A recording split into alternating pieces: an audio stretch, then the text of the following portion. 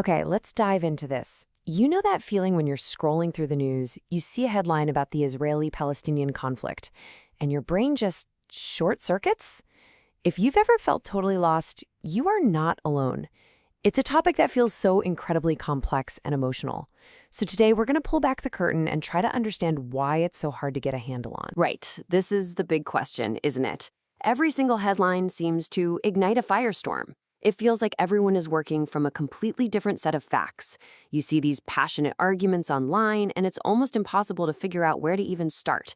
So, what is going on here? Well, the university course we're drawing from for this explainer has a pretty strong take on this.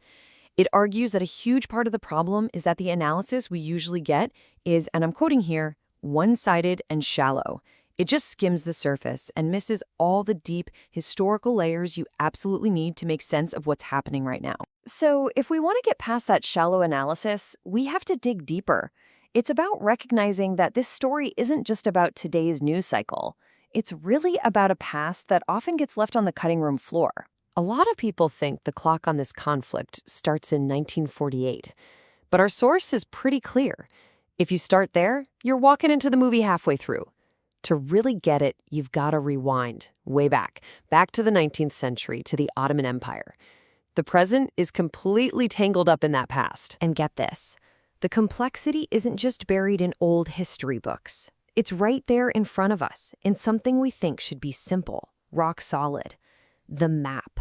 The very geography of the place is a point of contention. I mean, just look at this. This shows you how deep the disagreement goes. Even what to call the place is a battleground. The governments of the UK and the US have official terms that acknowledge Palestinian territories. But then you pull up Google Maps, something we use every day, and while Israel is right there, the word Palestine is just gone. When governments and giant tech companies can't agree on a map, you know the divisions are serious. And that split is reflected across the entire globe.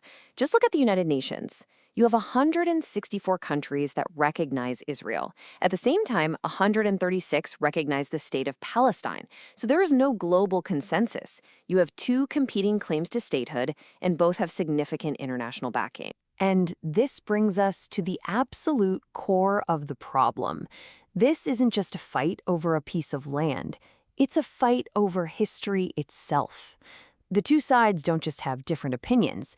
They have fundamentally different stories about how we even got here. So, for a long time, historians used one main idea to try and explain the region's past. It's called modernization theory.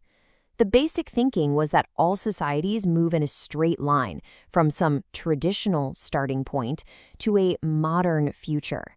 And Europe was basically the model for what modern was supposed to look like.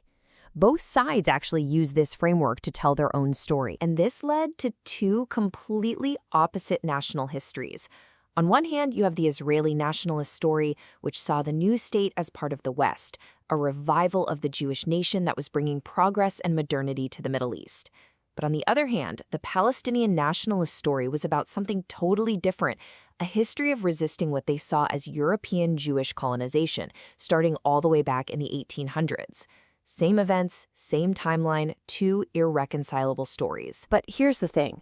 Modern scholars look back at those traditional histories and see some pretty big problems. For starters, they almost exclusively focus on political elites, the great men. What about regular people, like farmers or women? Their stories get lost.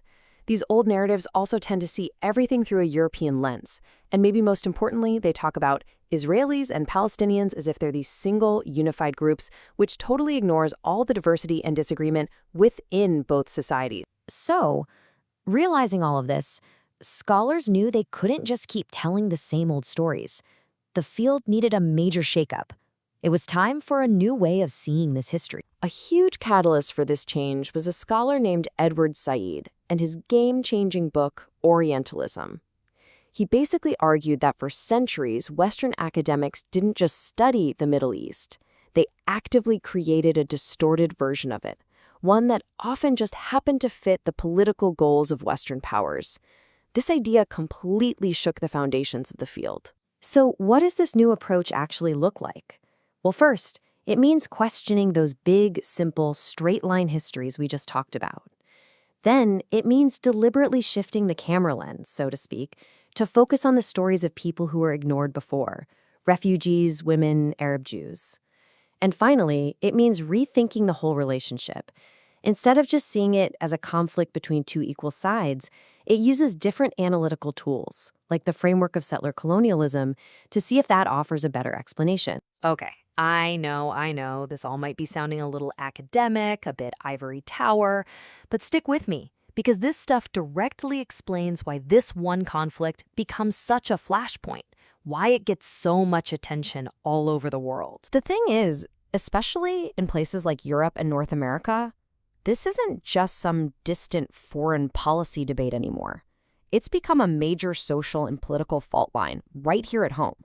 Public opinion is split right down the middle, and it's a topic that very few people seem to feel neutral about. And you can actually see this division in a pretty surprising place: our universities. The source we're using points to this really stark imbalance in the United States.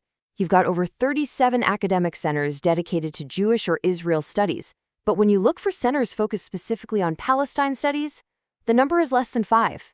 That kind of institutional gap has a real effect on what gets researched, what gets taught, and ultimately, which stories get told. And this isn't just a US thing. When you zoom out and look at the entire planet, the source identifies only 8 major academic centers dedicated to Palestine studies in the whole world. That scarcity really shapes the entire landscape of what we think we know about this topic. So this is where it all leads. The reason this conflict feels so impossible to understand isn't just that it's complicated. It's because the very story of what happened is still being fought over. There is no single agreed upon script. And that leaves us with a really critical question we have to ask ourselves every time we see a headline or a debate. If history isn't just one story, whose stories are we not hearing?